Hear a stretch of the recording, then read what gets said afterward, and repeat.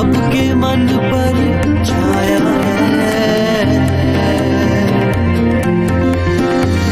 सुनता हूँ मैं हर पल लेकिन तुमने ये बतलाया है। सोच की कोई दिशा नहीं पर समझ की सुंदर काया है। Born to be remembered, born to be remembered, born to be remembered, born to be remembered। नहीं संदीप, ये चीटिंग है। अरे कोई चीटिंग नहीं की है मैंने बबीता। तुम मान क्यों नहीं लेती हो कि तुम्हें शतरंज खेलना नहीं आता है? नहीं मान सकती, क्योंकि ना ही तो मैं लूजर हूँ और ना ही तुम कोई चेस के ग्रैंड मास्टर जो हर बाजी तुम ही जीतो। अच्छा कोई बात नहीं, अब हार नहीं मानना चाहती हो तो कोई बात नहीं, लेकिन अगर तुम मेरे एक सवाल का जवाब दे दो तो मैं मान जाऊंगा कि तुम वाकई में सच बोल रही हो। ठीक है, पूछो। अच्छा ये बताओ कि वर्ल्ड चेस फेडरेशन यानी कि FIDE की नंबर 1 पोजीशन पहली बार किस खिलाड़ी को प्राप्त हुई थी? और ज्यादा जानकारी के लिए मैं तुम्हें ये बता देता हूँ कि वो अपनी इस पोजीशन पर लगातार 54 महीने यानी कि करीब 4.5 साल तक बने रहे थे। बस संदीप, इतना सा सवाल? हाँ। ये बात शतरंज की दुनिया से जुड़ा हर शख्स जानता ही होगा। और मैं बता दूं तुम्हें कि बॉबी फिशर ही विश्व शतरंज की दुनिया का वो नाम है जिसे पहली बार आधिकारिक तौर पर FIDE की नंबर 1 पोजीशन दी गई थी। अरे वाह वाह वाह बबीता, बहुत अच्छी नॉलेज है तुम्हें शतरंज के बारे में। वैसे संदीप जी, अगर आपके सवाल जवाब खत्म हो गए हों तो कृपया एक बार घड़ी पर नजर दौड़ा लीजिए। वक्त हो चुका है और हमारे श्रोता भी हमसे जुड़ चुके हैं। ओहो, पता ही नहीं चला टाइम के बारे में तो। नमस्कार श्रोताओं, मैं संदीप भट्ट स्वागत करता हूँ आप सभी का हमारे मनपसंद कार्यक्रम बॉर्न टू बी रिमेम्बर्ड में। जी साथियों, माफ कीजिएगा कि हमारी नोकझोंक की वजह से आपका थोड़ा सा वक्त जाया हो गया, पर चिंता मत करिए क्योंकि हम आपके लिए इतिहास से ढूंढकर आज ऐसे लोगों को लाए हैं जिन्होंने एक वक्त में अपने अपने क्षेत्र में अच्छों को पीछे छोड़ दिया था। बिल्कुल, और सबसे पहले शुरुआत करते हैं बबीता के जवाब से ही, नहीं समझे? अरे भाई, हमारे झगड़े की वजह यानी कि शतरंज की दुनिया के महान खिलाड़ियों में से एक माने जाने वाले बॉबी फिशर से। Chess was his god. He looked more like a movie star than a chess player. Like Muhammad Ali in boxing, like Tiger Woods in golf. Bobby transcended his own sport and became a cultural icon. I like some kind of a permanent celebrity thing, you know. आज ही के दिन 1943 में Chicago में जन्मे Fisher का पूरा नाम Robert James Bobby Fischer था और वो विश्व शतरंज प्रतियोगिता के 11वें चैंपियन हैं। साथ ही इनका नाम अब तक महानतम शतरंज खिलाड़ियों में शुमार किया जाता है। मार्च 1949 में बॉबी की उम्र थी 6 साल और आप समझ सकते हो कि इस उम्र में दिमाग का विकास शतरंज के लिए कितना होता होगा। पर बॉबी ने इतनी छोटी उम्र से ही चेस को अपने जीवन में अपनाना शुरू कर दिया था। दरअसल बॉबी और उनकी बहन ने चेस को खेलने के लिए एक कैंडी स्टोर से इंस्ट्रक्शंस की बुक खरीदी, लेकिन जब उनकी बहन को इसमें कुछ समझ नहीं आया तो उसने चेस खेलने से इनकार कर दिया। और इस तरह बॉबी ने अकेले ही इस खेल की बारीकियां सीखनी शुरू कर दी, क्योंकि उनकी माँ के पास भी वक्त नहीं था बेटे के साथ खेलने के लिए। शतरंज के खेल में बॉबी के पागलपन को देखते हुए उनकी माँ काफी परेशान रहती थी, क्योंकि उन्होंने इसके पहले खेल के लिए किसी बच्चे को इस तरह क्रेजी होते हुए नहीं देखा था। I was always pretty serious about it, you know. Chess and me, you know, it's hard to take them apart, you know. It's just like my alter ego, you know. So worried was his mother by his obsession with chess that she took him to see a psychiatrist. The psychiatrist said there were worse things in the world to be obsessed by than chess. And from that time, Bobby Fischer's chess was life, and his life was chess.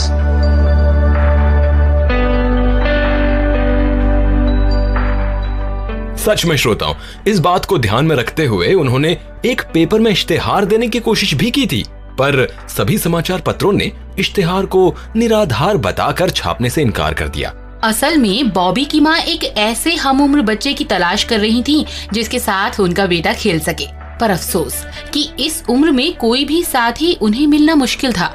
बिल्कुल बबीता, ये बॉबी का तेज दिमाग ही था जो शतरंज की बिसात में किसी को मात देने से पीछे नहीं हटता था। और पता है तुम्हें, मात्र 13 साल की उम्र से ही इस खेल में बॉबी की प्रतिभा को the game of the century के नाम से जाना जाने लगा था।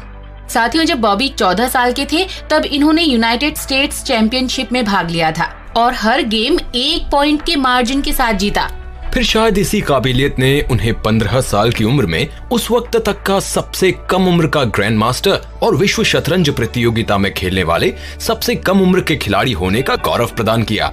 1963 और 64 में बॉबी फिशर ने यूएस चैंपियनशिप को 11-11 के ऐतिहासिक स्कोर के साथ जीता था, जो कि अब तक एक इतिहास ही है। वैसे बात अगर शतरंज की दुनिया की सबसे बेहतरीन किताब या लिटरेचर की करें तो उसमें भी फिशर के माय 60 मेमोरेबल गेम्स को शामिल किया गया है। 1972 में इन्होंने सोवियत यूनियन के बोरिस स्पासकी से विश्व विजेता होने का खिताब जीतकर अपने नाम किया था। इस मुकाबले को पूरी दुनिया में एक कोल्ड वॉर के तौर पर देखा गया था। जी हाँ, आइसलैंड में हुए शतरंज के इस मैच को पूरे विश्व ने बड़े ही रुझान के साथ देखा था, जबकि इसके पहले तक कभी भी शतरंज प्रतियोगिता को इतनी ज्यादा तवज्जो नहीं मिलती थी। It wasn't two guys pushing some pieces around a 60-foot square chessboard. It was an international confrontational event. This was of tremendous interest because of the Cold War, because of the United States versus the Soviet Union. Boris Spassky at that time was the champion of the world, and Russia dominated world chess. Spassky was not really playing alone. He was really playing with the weight and the prestige and the acumen of the entire Soviet Union.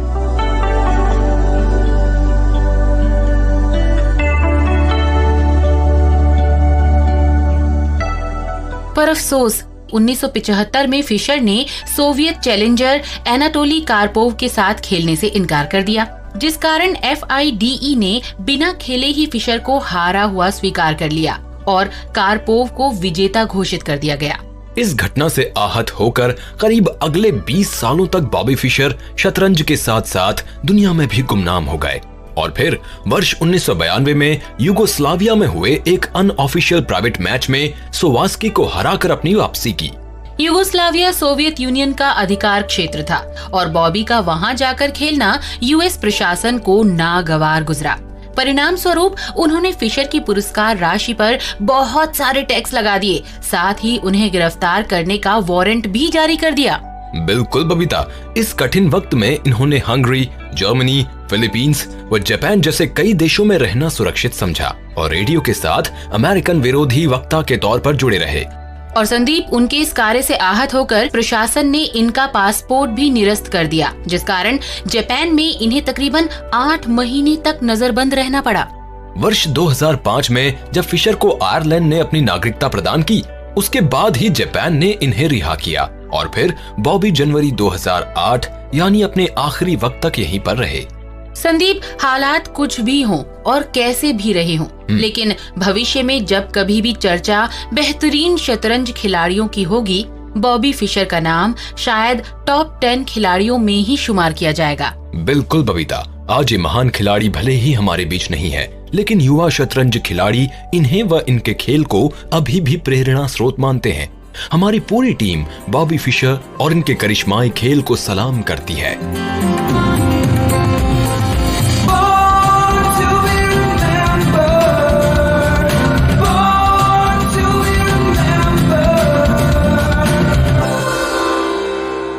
सच संदीप, बचपन में हमारी आदतें कई बार बड़े होने के बाद हमारा शौक या पैशन बन जाती हैं।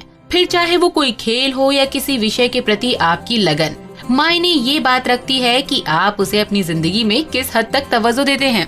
जी हाँ साथियों, बबीता ने बड़े ही पते की बात कही है, तो चलिए फिर इसी बात पर आपको रूबरू करवाते हैं पहले ऐसे भारतीय साहित्यकार से जिन्होंने बाल साहित्य में PhD पूरी की थी। क्या बात है संदीप, पहले बाल साहित्यकार, इसका मतलब साफ है कि अब हम बात कर रहे हैं हिंदी की प्रतिष्ठित बाल साहित्यकार एवं संवादक हरि कृष्ण देव सरे की। इनकी पहली कविता का प्रकाशन तब हुआ था जब ये 7वीं कक्षा में पढ़ा करते थे। बिल्कुल बबीता, ये वही साहित्यकार हैं जिन्होंने कविता, कहानी, नाटक, आलोचना जैसी कई विधाओं में अपनी लेखनी चलाई और तकरीबन 300 पुस्तकें प्रकाशित की। वैसे श्रोताओं, बच्चों की विख्यात पत्रिका पराग को आप सभी जानते ही होंगे और मैंने भी इसे बचपन में बहुत पढ़ा है। दरअसल इन्होंने करीब 10 वर्षों तक इस पराग पत्रिका का संपादन किया और इसमें कई आधुनिक तत्व भी शामिल किए। हिंदी साहित्य के अग्रणी लेखकों में शामिल हरिकृष्ण देवसरे जी का जन्म आज ही के दिन वर्ष 1938 को मध्य प्रदेश के नागौद नामक स्थान पर हुआ था। देवसरे जी के लेखन में नए नए प्रयोग हमेशा ही नजर आते थे। इन्होंने इसी संदर्भ में राजाओं और रानियों व परियों की कहानियों की पसंद पर कई सवाल भी उठाए थे। हाँ, दरअसल वो बाल साहित्य को इन कहानियों की काल्पनिक दुनिया से निकालकर उनमें कल्पना के साथ साथ आधुनिकता का समावेश करना चाहते थे, क्योंकि उन्होंने बच्चों की कल्पना शक्ति को खास तौर पर विज्ञान एवं प्रौद्योगिकी से जोड़ना चाहा था। इस तरह देवसरे जी बतौर अधिशासी यानी अधिकारी पद पर करीब 22 सालों तक आकाशवाणी से जुड़े रहे और खुद से सेवानिवृत्ति लेने के बाद पराग पत्रिका का संपादन किया। इन्होंने सिर्फ बच्चों के लिए किताबी कहानियों के लेखक व संपादक के तौर पर ही नहीं, बल्कि टेलीफिल्म्स और विज्ञान एवं तकनीक पर आधारित टीवी कार्यक्रमों के लिए भी कहानियां लिखी।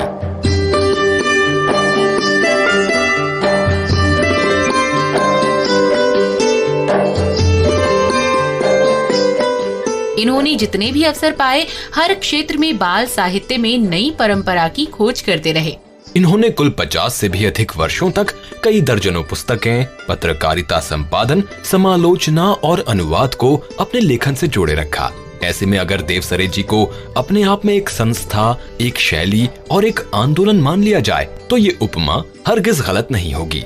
इन्होंने बाल पत्रिका के संपादन के लिए जमी जमाई सरकारी नौकरी तक न्यौछावर कर दी थी, ताकि उन्हें बच्चों के खातिर कलम थामने में कोई बाधा न आए। साथ ही उनके मार्ग में किसी भी प्रकार का आंतरिक विरोध व अंधविश्वास की परंपरा भी रोड़े न अटका सके। देवसरे जी ने अपनी कलम के जरिए बच्चों को जादू टोने और तिलिस्म की दुनिया से बाहर निकालकर उनमें वास्तविकता को समझने की चाहत पैदा की, क्योंकि वो हमेशा ही मानते थे कि आधुनिकता से ही बच्चों में नव चेतना का संचार किया जा सकता है।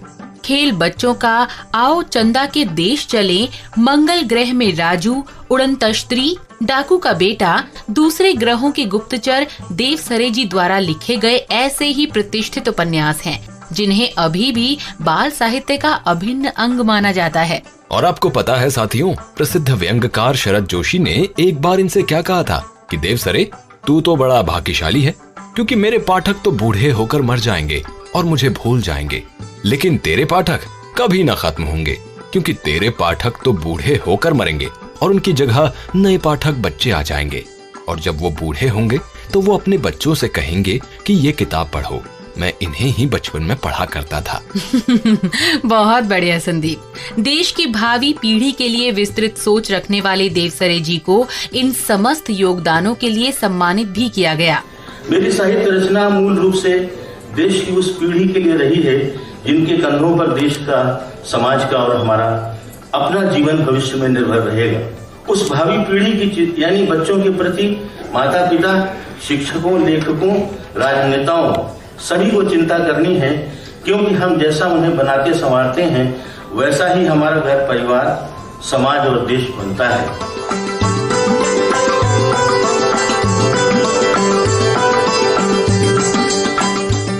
इन्हें उत्तर प्रदेश हिंदी संस्थान के बाल साहित्य सम्मान के साथ साथ वर्ष 2001 में कीर्ति सम्मान, वर्ष 2004 में हिंदी अकादमी का साहित्यकार सम्मान और 2007 में पहले वात्सल्य पुरस्कार सहित कई दूसरे प्रतिष्ठित पुरस्कारों व सम्मानों से नवाजा गया था।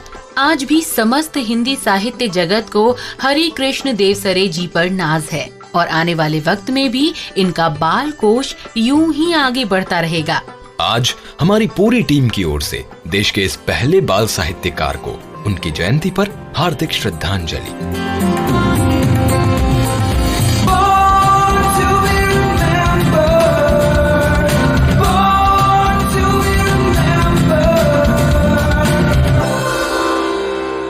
वाह उस्ताद वाह। ये क्या था संदीप? बबीता, ये शब्द सुनकर कुछ याद आया क्या तुम्हें? हाँ, ये तो प्रसिद्ध तबला वादक जाकिर हुसैन के लिए किसी विज्ञापन में बोले गए शब्द है ना? मान गए बबीता, तुम भी कम उस्ताद नहीं हो। एक आधा तुक्का सही लगा लेती हो। वो तो है। संदीप, तुम्हारी बकबक हो गई हो तो क्या अब हम थोड़ा सा आगे बढ़ें? बिल्कुल बिल्कुल बढ़ते हैं बबीता, आगे बढ़ते हैं। लेकिन उसके पहले तुम्हें ये बता दूं कि मैं बकबक नहीं कर रहा था, क्योंकि अब हम जिनके बारे में बात कर रहे हैं वो कोई और नहीं बल्कि भारत के जाने माने तबला वादक जाकिर हुसैन ही है।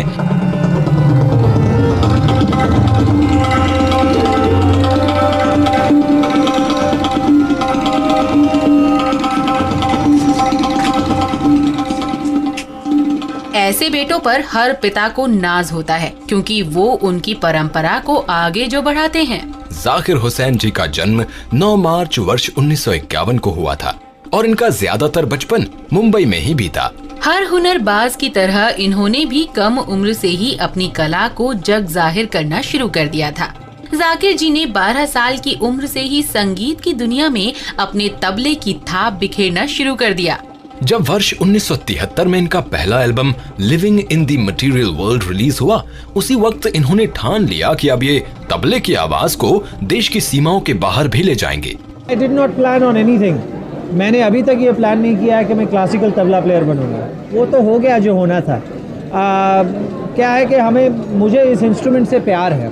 तबला मेरे लिए मेरा ट्विन है and I eat sleep drink whatever it is tabla. I love it and जब मैं बजाता हूँ तो मैं बहुत खुश होता हूँ। I enjoy my self. I really have a great time because I feel कि मुझे ऐसा लगता है कि जहाँ मुझे होना चाहिए मैं वहाँ हूँ।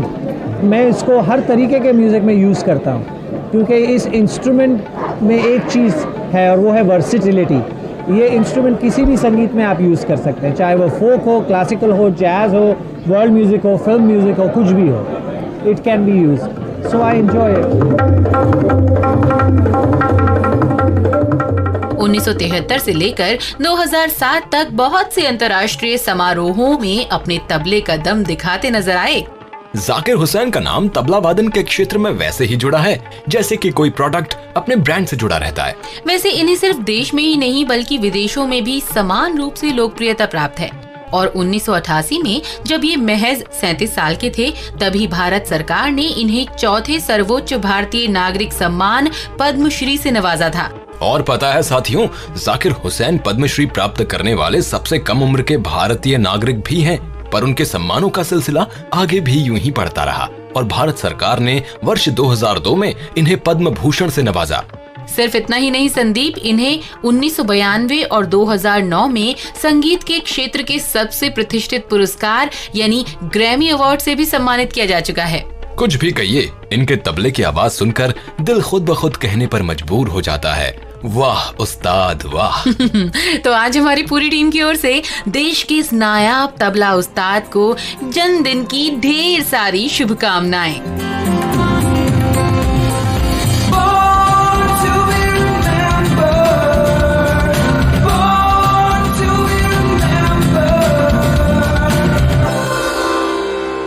वैसे बबीता, कभी कभी सोचता हूँ कि एस्ट्रोनॉट होता तो धरती को करीब से देखने का मौका तो मिलता, लेकिन जहाँ भी हूँ वो जगह भी बुरी नहीं है। हाँ वो तो है संदीप, एस्ट्रोनॉट और बहुत से दूसरे लोगों के साहसिक कारनामे श्रोताओं तक पहुँचा सके। ये तो सही कहा तुमने, पर आज का दिन वाकई अंतरिक्ष विज्ञान के क्षेत्र में खास है।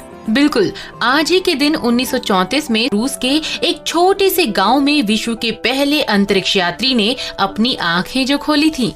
दरअसल आज है जन्मतिथि hero of the Soviet union से नवाजे जाने वाले अंतरिक्ष यात्री यूरी गागरिन की। गागरिन न सिर्फ अंतरिक्ष में प्रवेश करने वाले पहले व्यक्ति थे, बल्कि वो पहले इंसान भी थे जिन्होंने अपने वोस्टाक अंतरिक्ष यान की मदद से पृथ्वी की परिक्रमा भी पूरी की थी।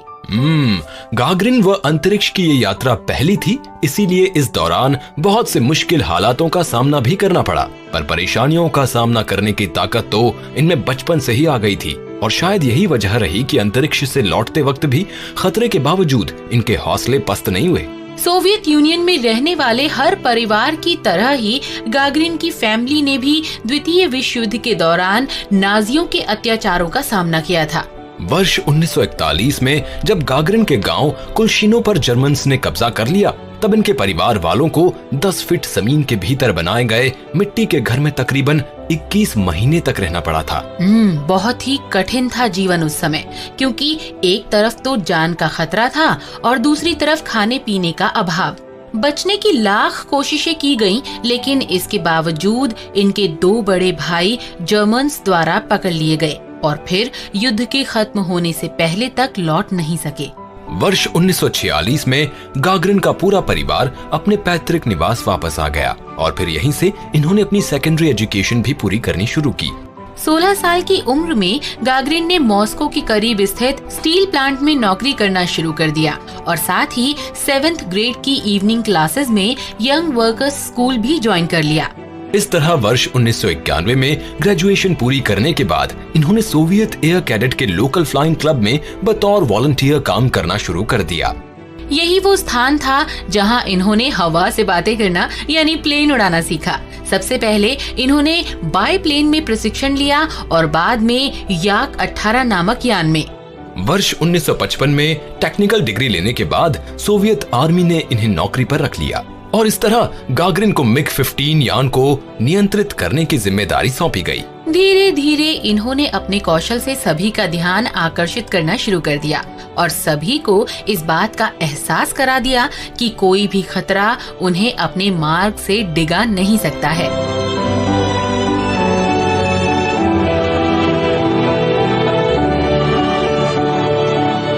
5 नवंबर 1957 को इन्हें सोवियत एयरफोर्स ने लेफ्टिनेंट का पद प्रदान किया और 6 नवंबर 1959 को गागरिन को सीनियर लेफ्टिनेंट का रैंक प्रदान किया गया। और फिर आया वो मौका जिसने यूरी गागरिन को धरती के साथ अंतरिक्ष में भी हमेशा के लिए अमर कर दिया। दरअसल 1960 में इनका चुनाव 19 दूसरे पायलटों के साथ सोवियत अंतरिक्ष कार्यक्रम के तहत किया गया। लेकिन अंत में सभी परीक्षणों के बाद 20 में से सिर्फ 2 लोगों का चुनाव किया गया, जिनमें से पहले थे यूरी गागरिन और दूसरे थे गेरमन टिटोव। 12 अप्रैल 1961 को जब वोस्टॉक कार्यक्रम के पहले रॉकेट को इन दोनों अंतरिक्ष यात्रियों के साथ धरती से छोड़ा गया, उस वक्त सभी की धड़कनें अपने आप तेज हो गई थी और तब तक तेज रही जब तक कि गागरिन सही सलामत वापस लौट नहीं आए। गागरिन ने इस दौरान सभी से कहा पोए खाली, जिसका मतलब होता है कि अब हम चलें। और इस तरह उन्होंने 108 मिनट में धरती से अंतरिक्ष तक की अपनी उड़ान पूरी की। पर आपको एक और मजेदार बात बताना तो बनता ही है। असल में यूरी को इस अभियान के लिए खास तौर पर इसलिए चुना गया था क्योंकि उनकी लंबाई कम यानी मात्र 5 फुट 2 इंच थी और इसीलिए वो आसानी से अंतरिक्ष यान के कैप्सूल में आ सकते थे। अंतरिक्ष की इस पहली उड़ान को पूरी तरह से धरती से नियंत्रित किया जा रहा था। यूरी का अपने यान पर कोई नियंत्रण नहीं था। उन्हें सिर्फ एक बंद लिफाफे में कुछ कोड दिए गए थे जिनके जरिए वो आपात स्थिति में यान को नियंत्रित कर सकते थे। और देखिए न साथियों, लौटते वक्त उनका यान जब लगभग बर्बादी की कगार पर पहुंच गया तो जैसे ही कैप्सूल ने पृथ्वी के वायुमंडल में प्रवेश किया, ये यान पूरी तरह से आग की लपटों में घिर गया था। गागरिन के चेहरे पर डर तो नहीं था, लेकिन हाँ, कहीं न कहीं अपनों से न मिल पाने का मलाल उनके दिमाग में जरूर रहा होगा। पर किस्मत ने उनकी रक्षा की और पूरे 10 मिनट तक आग की लपटों में घिरे रहने के बाद उनका कैप्सूल यान से अलग हुआ और वो सुरक्षित लौट सके। बस उस दिन से यूरी गागरिन पूरी दुनिया में स्पेस हीरो बनकर उभरे। साथ ही इन्हें जर्मनी, ब्राजील, मिस्र जैसे कई देशों की यात्राओं पर आमंत्रित भी किया गया।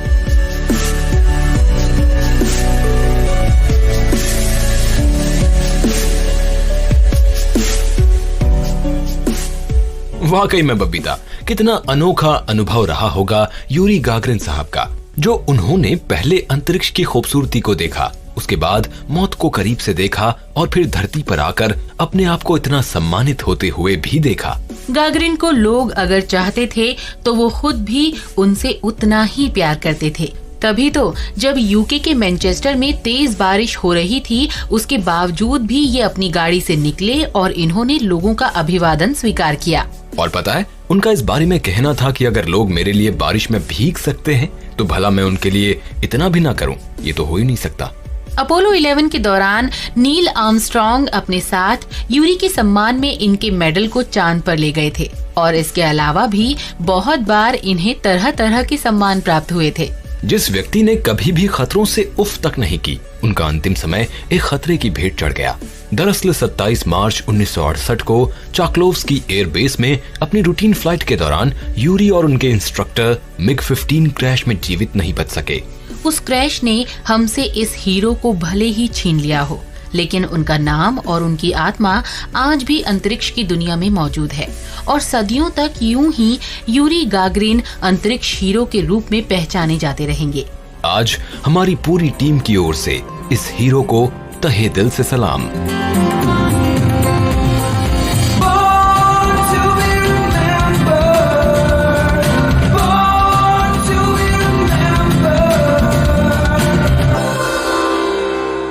और इसी के साथ संदीप, जरा घड़ी देख लो, बहुत टाइम हो गया है, अब हमें जाना भी होगा। बिल्कुल जाना होगा बबीता, लेकिन उससे पहले सवाल को आना होगा। हाँ और तो? सवाल जो है वो अब आ रहा है और आपको बताना ये है सवाल के रूप में कि उडुपी रामचंद्र राव किस विज्ञान क्षेत्र से संबंध रखते हैं। अपना सही जवाब भेजिए born2be remembered@gmail.com पर और साथ ही साथ हमें फॉलो करिए facebook.com/born2be remembered पर। अब मुझे यानी संदीप भट्ट और साथ ही साथ बबीता जैन को आज यानी 9 मार्च के इस एपिसोड को यहीं पर समाप्त करने की दीजिए अनुमति। फिर से मिलते हैं आपसे बॉर्न टू बी रिमेम्बर्ड के एक और नए एपिसोड के साथ। नमस्कार। मैं बनना चाहूँ जैसा पर शायद सपनों में, मैं उड़ना चाहूँ जैसा पर शायद सपनों में।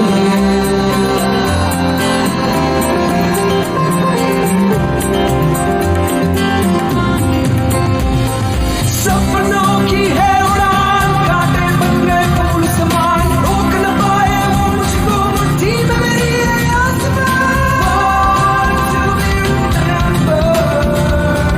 Born to be remembered। इस कार्यक्रम के प्रस्तुतकर्ता है अभिषेक लकड़ा, सह प्रस्तुतकर्ता कोपल ठाकुर, आलेख प्रियंका तिवारी, शोध एवं विकास अभिषेक शर्मा, कार्यकारी निर्माता जैनेन्द्र सिंह।